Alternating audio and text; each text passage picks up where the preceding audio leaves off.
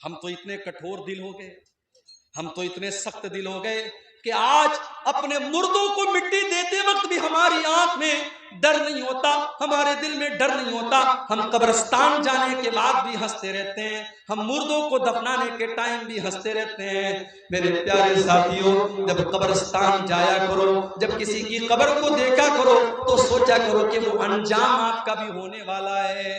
आज अब्दुल गफ्फार साहब के चाहने वाले बहुत हैं। आज तकरीर के बाद बहुत से नौजवान मेरे पास आते हैं, शेख साहब एक सेल्फी आपके साथ लेना है, शेख साहब एक फोटो आपके साथ लेना है। बहुत सारे लोग बड़ी मोहब्बत के साथ आकर के कहते हैं, शेख साहब आज तक आपको वीडियो में देखा था, आज पहली बार आपको असली में देख रहा हूँ। बड़ी मोहब्बत करते हैं लोग, बड़ी बड़ी बड़ी बातें करते हैं, मगर जब मैं कब्र में जाऊंगा, जब अल्लाह के यहाँ मेरी नेकियां कम पड़ जाएंगी, मेरे गुनाह ज्यादा पड़ जाएंगे, मुझे कोई चाहने वाला और मुझसे मोहब्बत का कोई दावा करने वाला न कब्र में मेरे काम आएगा, न आखिरत में मेरे काम आएगा।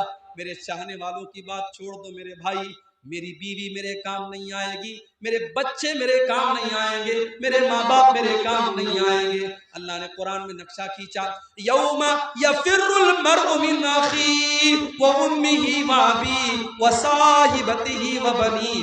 कयामत के दिन इंसान अपनी माँ को देख करके भागेगा, अपने बाप को देख करके भागेगा, अपनी बीवी को देख करके भागेगा, अपने बच्चों को देख करके भागेगा। कयामत का दिन तो इस कदर नफ्सी नफ्सी का आलम होगा कि अल्लाह ने कुरान के 29वें पारे में फरमाया, यवद्दुल मुजरिमु लौ यफ्तदी मिन अज़ाबि यौमिज़िन बिबनी व साहिबतिही व अखी।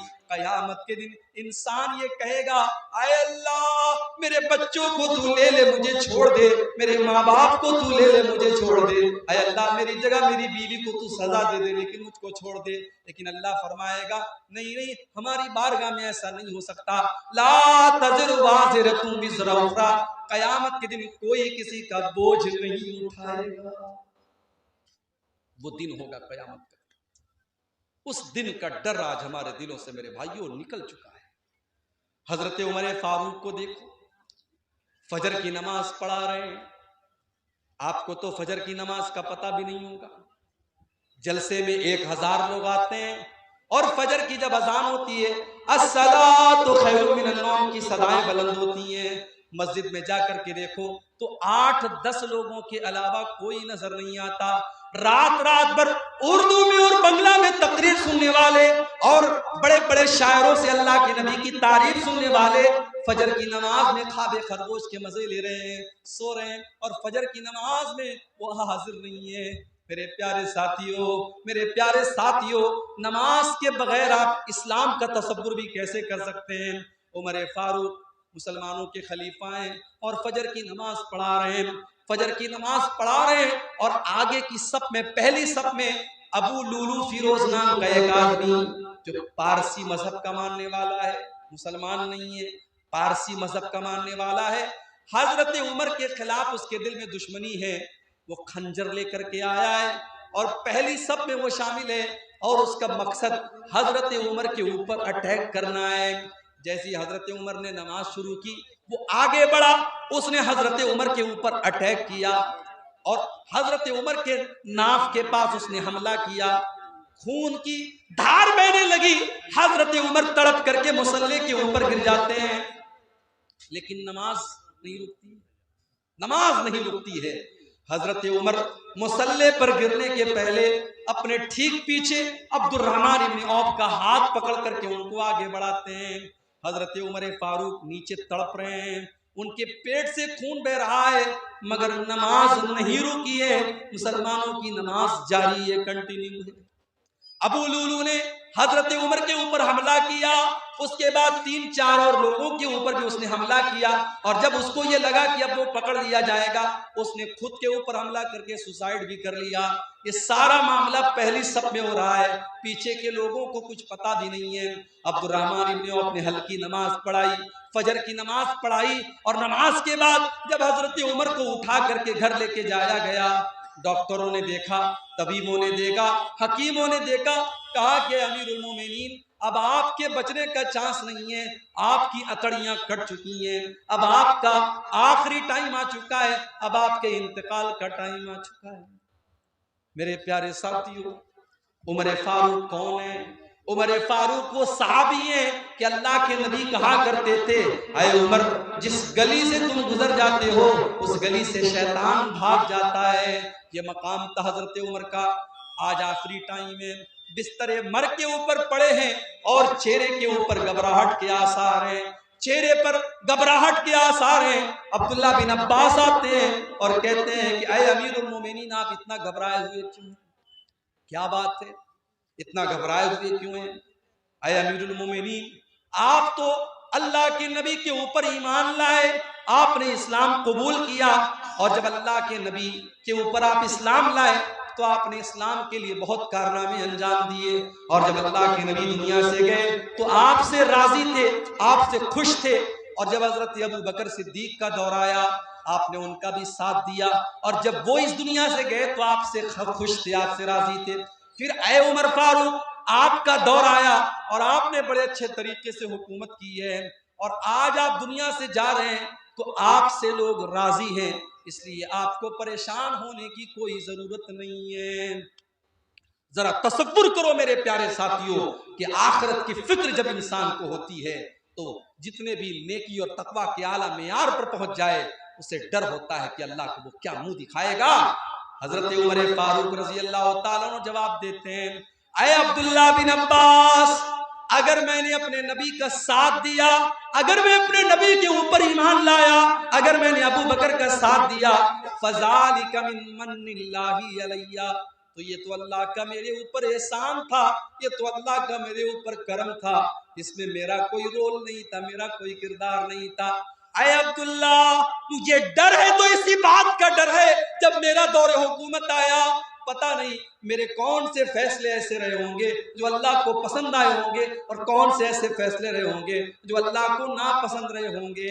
अय अब्दुल्ला, तो मेरी बात करते हो, लवदित्तु अन्ना लौ अन्ना ली तिला अर्ज़ी ज़हबा, अय अब्दुल्ला, अल्लाह की कसम, मेरी तो तमन्ना ये है, मेरी तो आरजू ये है कि अगर जमीन भर के सोना मेरे पास आ जाए, जमीन भर के सोना मुझे मिल जाए, और अल्लाह ताला ये कह दे कि ऐ उमर, तो जमीन भर के सोना मेरे पास लेके आ जा और मैं तुझे अपने अजाब से बचा लूंगा, तो ऐ अब्दुल्ला, मैं जमीन भर के सोना देने को तैयार हूँ, लेकिन अल्लाह के अजाब को मैं झेल नहीं पाऊंगा।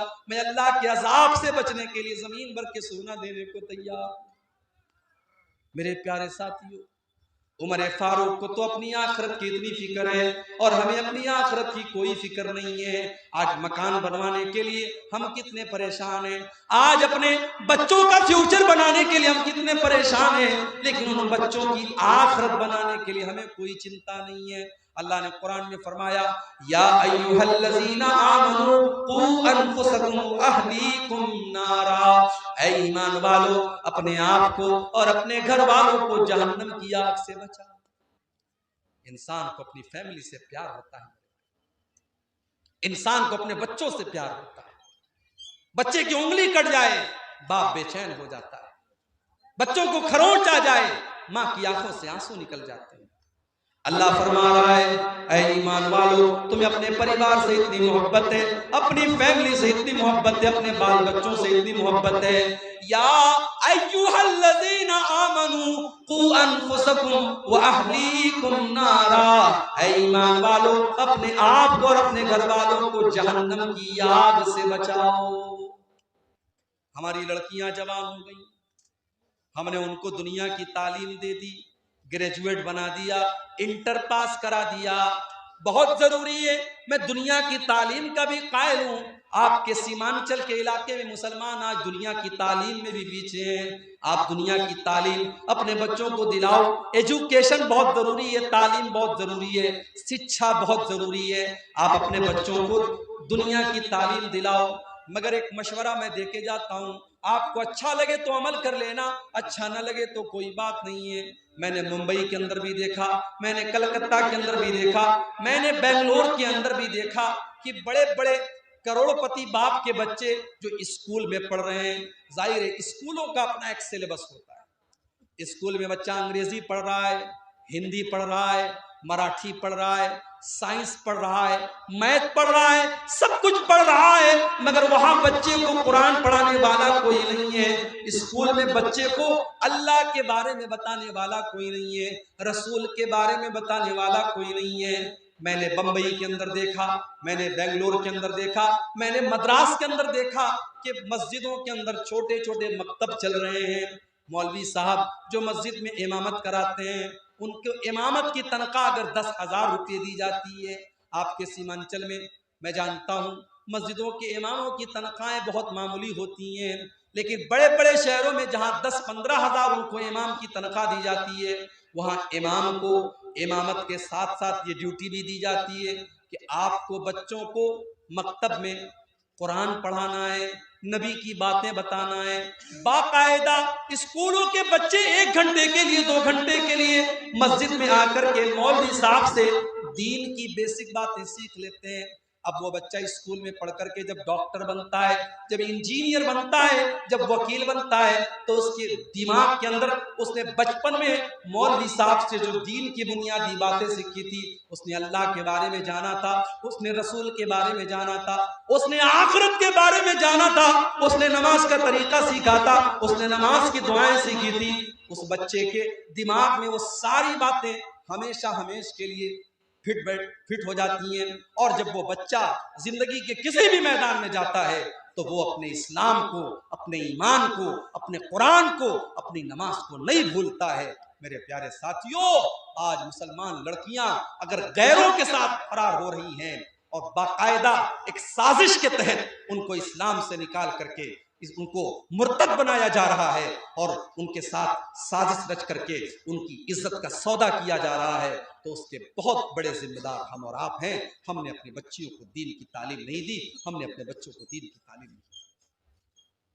सीमांचल में गांव-गांव में मदरसे हैं, मगर मदरसे में सारे लोग तो अपने बच्चों को नहीं पढ़ाते, सारे लोग तो अपने बच्चों को मदरसे में पढ़ाने को तैयार नहीं है। हमारा बच्चा मदरसे में नहीं पढ़ेगा, मदरसे का खाना हमारा बच्चा नहीं खाएगा।